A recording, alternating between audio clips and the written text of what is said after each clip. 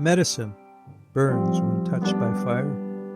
The smoke curls and spirals upward, and plumes of it rising, swirling, and pushing themselves in ribbons, higher and higher until the smell of it becomes the ancient aroma of blessing, teaching, and communion. Within its fragrant cloud, you can feel peace descend upon you.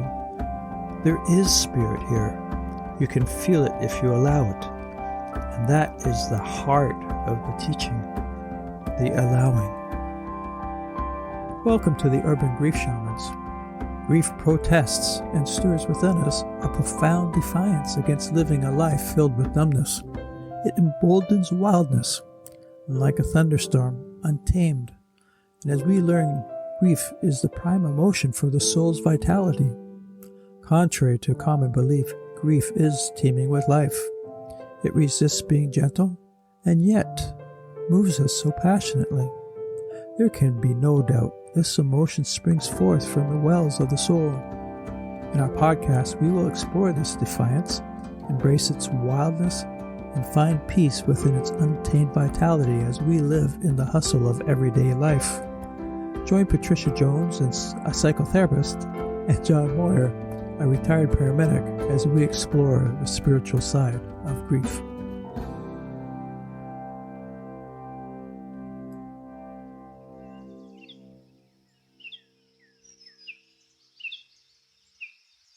In today's episode, we explore forest bathing with Brenda Martin, a guide trained by the Association of Nature and Forest Therapy. Brenda emphasizes that forest bathing is more than a walk in nature. It's an immersive experience encouraging a deep connection with the environment. This practice, rooted in mindfulness, yet is seen as being different from conventional hiking. Brenda's approach and philosophy underscores the importance of presence and sensory engagement to fully experience the therapeutic aspects of the forest. Brenda emphasizes forest therapy walks are accessible to everyone regardless of one's physical fitness. Brenda sees her role as facilitating invitations for participants to interact with their surroundings, making it personal and adaptable experience. Really, the essence of forest bathing is allowing nature to be the therapist, while Brenda is merely opening doors to personal experiences with the natural world. Good morning, Brenda. I'm speaking with Brenda Martin today, and we're going to talk about forest bathing. And we're going to just talk about how it started and how you got into this. So I was just wondering if you could explain for our listeners just what is forest bathing? Sure thing. Thanks. And thank you, John, for inviting me onto this podcast. So when I got into forest bathing, I didn't even know that name, forest bathing. I was introduced to it because I was taking another course. It was during COVID, and there were all these online courses. And somebody in my session was mentioning that they were having training as a forest therapy guide. And I thought, well, that sounds really interesting. So I looked more into that. And my training has actually been through the Association of Nature and Forest Therapy, which is based on Shinrin-yoku, which is Japanese practice that's been around since the 80s and is basically translated into forest bathing. So I think sometimes when people hear about forest bathing, they think they're going to take all their clothes off and, whatever, and jump into the leaves. And it's really quite different from that. So, the research shows that just spending time in nature is healthy. And there's a lot of research to support that. And that is not really my interest. My interest is more the experience of being in nature. So when I take someone on a forest therapy walk, the whole idea is it's so contrary to how most of us live our lives, that we're very goal-oriented. We're in our heads. We've got that noisy voice that haunts us sometimes and motivates us. It's not a bad thing, but getting into forest bathing or forest therapy is just a chance to slow down and have a relationship with nature. That's as simple as that. So sometimes when people come into my sessions, they think it's going to be a hike It's going to be, they have to be really physically fit. But it's not. And I love hiking, but it's not a hike. It's very, very gentle. I would say a gentle stroll. And there's really no goal. Idea of nature and forest therapy is nature is the therapy, the therapist. Mm-hmm. And the guide helps open the doors. So your individual experience with nature is what you're going to get out of the walk. Mm-hmm. Can I just walk you back Okay. to the paths that you take your clients on, your friends? Is it an established path? Are you walking through kind of a more pristine in the sense that people haven't walked along that aspect of the forests? There are so many ways to do a forest therapy walk. Some people do it if you're in an urban area beside like one tree. So it's very individualized. For the ones that I do here in Southern Ontario, I have particular forest parks. Actually, these are conservation areas Mm-hmm. that I feel very connected to. So before I do the walk, I spend time myself in nature and Mm-hmm. develop that relationship, ask permission. The whole idea is that it's a relationship between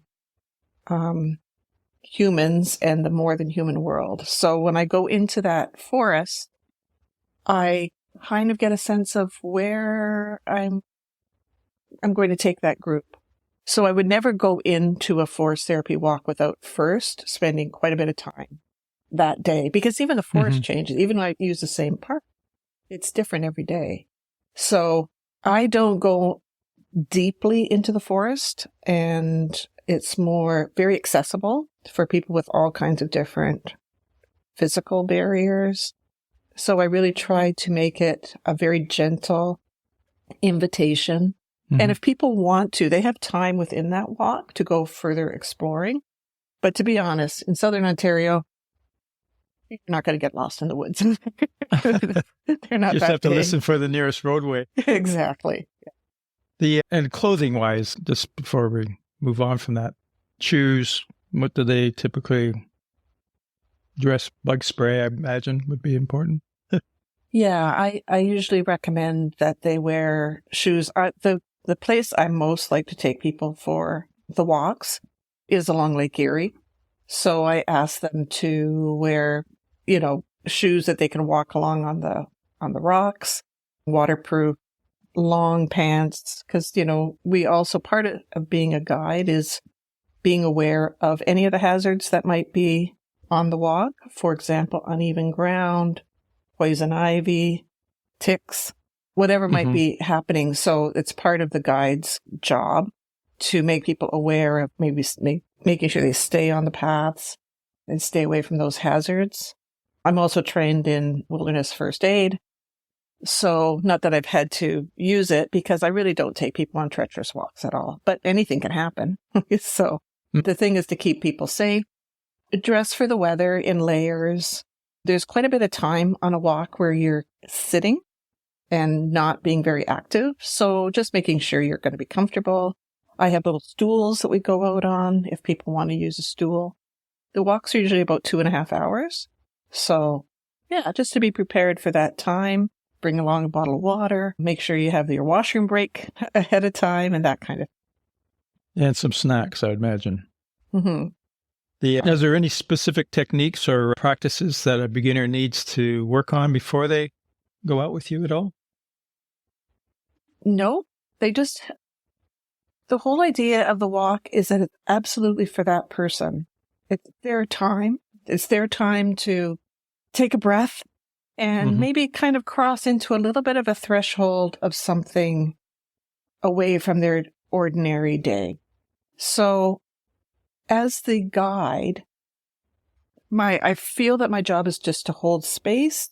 A lot of the walk is about invitations. You have invitations for the participants that they can accept or not accept, of ways that they might want to connect with the forest or nature. Mm-hmm. And then you give them time to go out there and take advantage of that invitation or not. And then we come back, we have a time of coming back. And if they choose to, they can share, what they're experiencing in that moment or not. So it's not goal directed. There's nothing you have to achieve. It's just really being in the moment. And what you get out of that experience is very personal. So what type of person is drawn to forest bathing? I don't think there's any one type.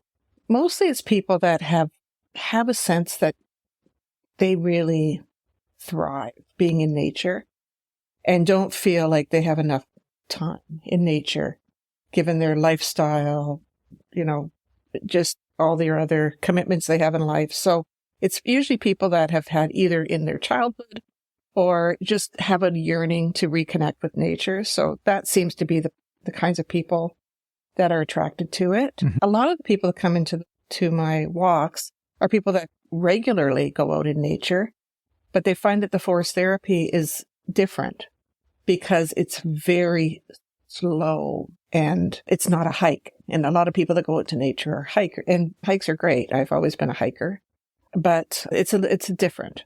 So, and it's also just for people that are searching or just interested in what it's all about. And you don't need a guide to go on a forest therapy walk. You can definitely do it on your own. Oh, for sure.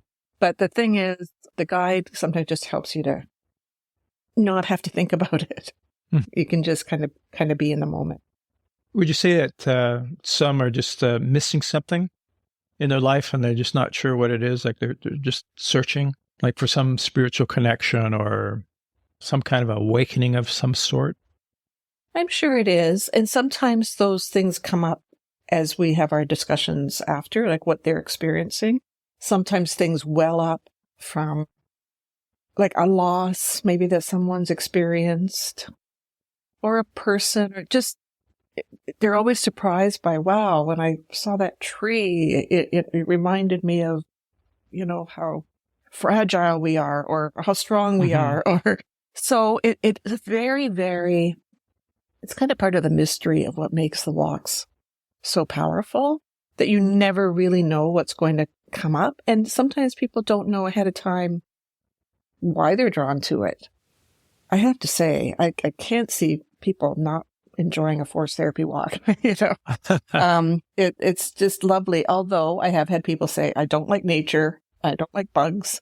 I'm afraid of the woods. And of course, they're not drawn to the walks. So when you begin your forest walk and everybody, I assume, just meets at one location in the parking lot and you connect at that point, do you do anything formal to open up your walk? Like in a shamanic world, we'd have a circle where we call in our ancestors or our protective spirits. We definitely, first of all, after we've become acquainted and, give them a little bit of information about where we are and the basics about the walk, we take about 20 minutes to do I guess you would call it a grounding exercise. And again, the whole thing is all about invitations. My name is Pat Kim.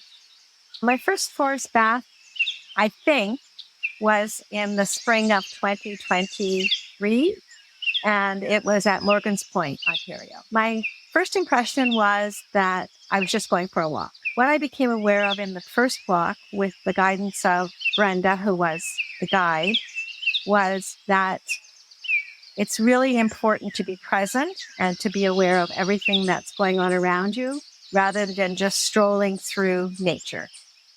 Being aware and open to all the sounds, all the smells, all the different textures, and just being there with those trees and that grass and those skies and that lake. I think that hugging trees always means the same thing, but I think when I was encouraged to actually touch and listen to the trees and feel their bark against my cheek, that I realized that this is a living organism that I'm sharing this space with, and I hadn't really thought about that in that way before. I think it connected with me in a way that made me realize that I have to be very intentional about my interactions and very aware of the impact I'm having on my surroundings when I'm in there. So it's inviting them to engage their senses, to connect with the land, to remind us of the human and more than human world that have been on this land. So we take about 20 minutes to just kind of slow down. And, but there are no particular, because there's no goal involved. If someone feels connected to an ancestor, that's their own experience with the nature. So the invitations are more open. We're not guiding people to kind of invite certain beings or ancestors or anything. It's just sort of, let's slow down and engage our senses. And then whatever happens from there is between nature and that individual. If I understand you right, that there's no, in a sense, no priming for the possibility of encountering or experiencing a deeper aspect of the forest, like the different nature spirits. And that's a big part of the training that I had during my training as a forest therapy guide. And it was hard for people because we had a lot of people like myself that have experience in counseling and other helping professions that are kind of used to, you're really going to, if you let yourself experience this, you could really have a connection. But we really had to kind of hold that back and let forest do its thing. So some people, might not get out of it that day what they hoped for. And others are surprised by what they do get. So it's kind of, as the guide, it kind of takes the pressure off because it's not, somebody asked me one time on a walk, what are you trying to accomplish? And I said, nothing. And he said, what is the goal of the walk? And I said, there is no goal. Oh, well, I kind of get it, But so I guess that's the simplest way to explain it. It's to try to hold space. Like that's really my job. And that's why it's easier to go out on a walk with a guide than going on your own. Because having somebody hold that space for you allows you to really be in the moment. I think. The idea of grief circles is that it provides a container for people to come in and share something deeper that they wouldn't otherwise. And so that witnessing aspect of it plays an important role. Do you think that there's kind of a witnessing that takes place when people come together and they're just like-minded and they can just be on this walk, but the idea that they're doing it with others as opposed to if they were just to go by themselves? Oh, yeah, absolutely. And I think as people share what they're experiencing, it often triggers something in someone else. And there is a sense of community often, not always, with the people on the walk. So, and sometimes it's people that already know each other and are part of a group that come on the walk, and sometimes it's strangers. So it's a little magical every time it happens because you just never know what's going to arise. And that's the beauty of it as well. So when you lead them out of the parking lot and you're going down some trail, what would be like the typical experience? Can you take me on a virtual walk with you? You don't have to include lunch. It's really interesting because a big part of the forest therapy walk is about noticing. It's invitations about slowing down and noticing. So part of connecting with the forest before I take the people on the walk is I'm noticing things maybe about the light or the dampness or whatever is going, the sounds, the birds, the whatever. So my invitations will reflect what I've kind of been noticing myself in that forest. So as you invite people to maybe notice the light, and then off they go, they might feel something. It might be completely about their senses, or it might be something emotional, or it might be a thought, or so it's whatever they're noticing in that moment. So it just opens things up for people to, I think we know what we need.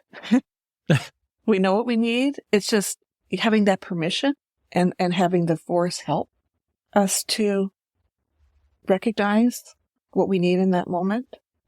So I don't know if that really answers your question. It does. It's almost by doing that, you're kind of giving them a choice to either allow something of accepting whatever the force or that place has to offer or not. But the important part is that they allow that an experience, just to be open to experience, I guess, is really what I'm saying.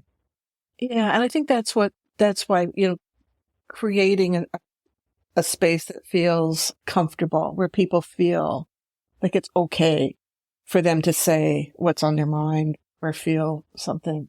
That's the whole experience of the walk, is that it's a gentle, loving place. And it's not that the forest is, I'm not being overly romantic about it. Like,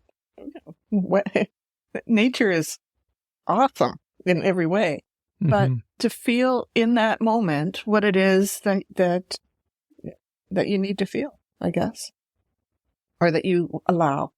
When they're walking, do people tend to then partner up just because they can share with somebody, or does it tend to be still an individual experience through most of it? That's a great question, and something I hadn't mentioned before. Really encourage people to be on their own and to experience nature in that moment on their own. That being said, these are all invitations. So you sometimes get, buddies that haven't seen each other in a while. And I guess they have that need to connect in that moment. So it's designed to be an individual experience of nature, but it doesn't always go that way. Sometimes people just can't help it. They just want to chat.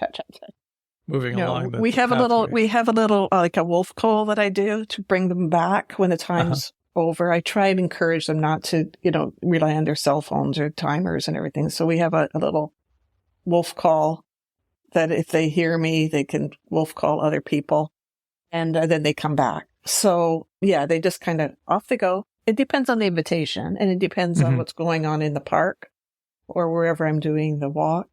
And, and life happens, and sometimes there's a lawnmower going on or construction. And so that's all part of the experience. And it's recognizing that humans have impact on the forest as well and nature. So you're not trying to keep people away from the reality of our lives. It's more, how do we integrate that, and how do we find something beautiful in that moment? That's really the invitation. I think it's like anything that you feel like, oh, I want to do that again.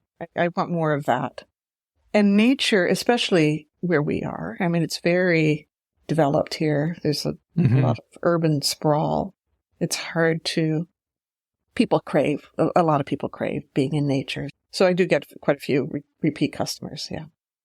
Do you have one favorite walk that sticks out for you that was just kind of blew you away, the intensity of it or the excitement? They're all unique. Probably the favorite one I went on was when I was doing my immersive for my training. It was in Vermont, and we actually spent a whole day on our own in the forest. And that was pretty powerful.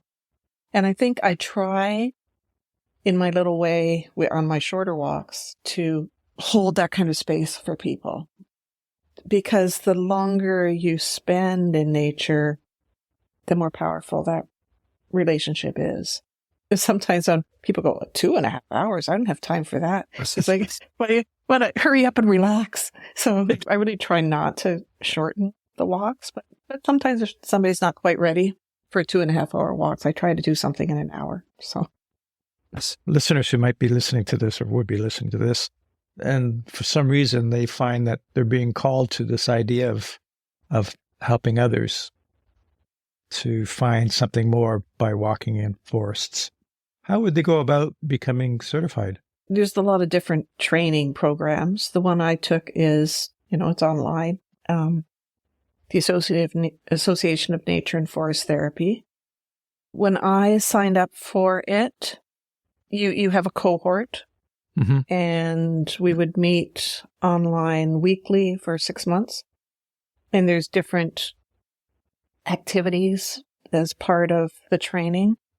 The biggest part of the training for the training I took, which I loved, it was life-changing because you really embody these things. It's not just something in your head. It's actually embracing the whole idea of this invitational, experiential learning. And so, yeah, there are, and these things are springing up everywhere too. So that was where I took my training. And then you do all your exercises and practice walks usually with friends or colleagues to get that certification and write up about it. And it's quite a bit of work. Actually, it was great. And then after you become certified, you have to do a 4-day immersive, and they're all over the world. It's an international organization.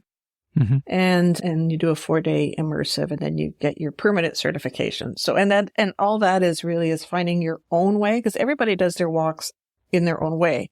But one thing we had in common was this whole invitation. You're not leading people to an experience. You're completely trusting the forest. And that's probably the overriding theme and the kind of training I had. And it's all about relationship between the person and the forest. Could you expand a little bit more on the impact that it had on you when you first started the program? I think as somebody who's trained in psychology, as I am, and I've done a lot of work in the helping fields, a big change for me was not feeling like I had to help people. I had to take some ownership of what the outcome was going to be. And it was very freeing. And it's actually helped me in my day job too, because as someone that continues to work in that field, just having faith that the answers that people are seeking are within them. And it's just having the faith that people will find their way. And if the forest can help, then that's great. One of our focuses is on grief. Would you recommend forest bathing for people who are in the midst of grief? Absolutely. And, without getting too philosophical about it, we all carry grief with us all the time. And I think as a culture, we're afraid of it.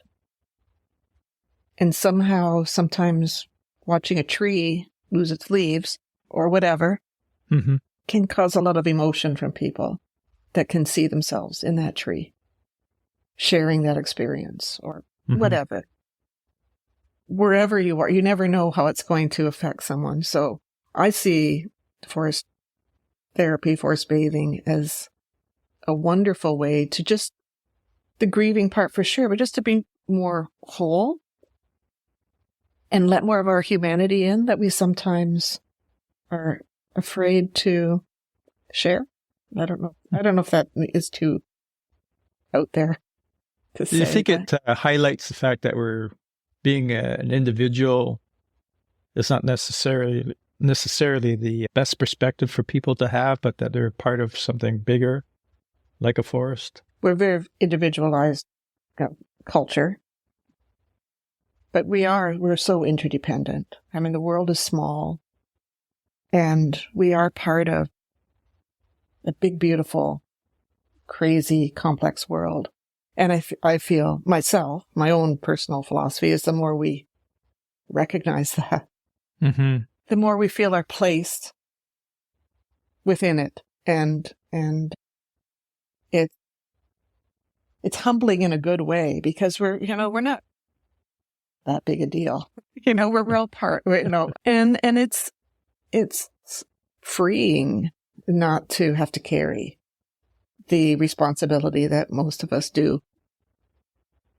I love the fact that you speak of relationship, and that's always been my experience when I knew an individual and for some reason they didn't impress me by their behavior or whatever. And so there's no, not having that relationship, it allows us to be very different from each other.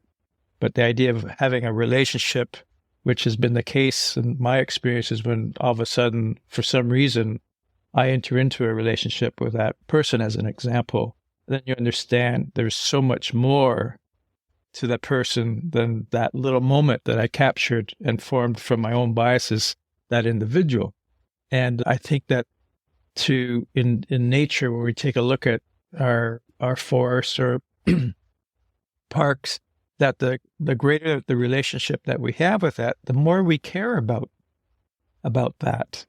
And the more that we want to improve the conditions of our forests, of our waterways, is that when we have a relationship with a river, a brook, it just makes us want to do more for those beings, those non-human entities. And at the same time, we want to do more for each other because we understand that idea of respect is very important in all relationships.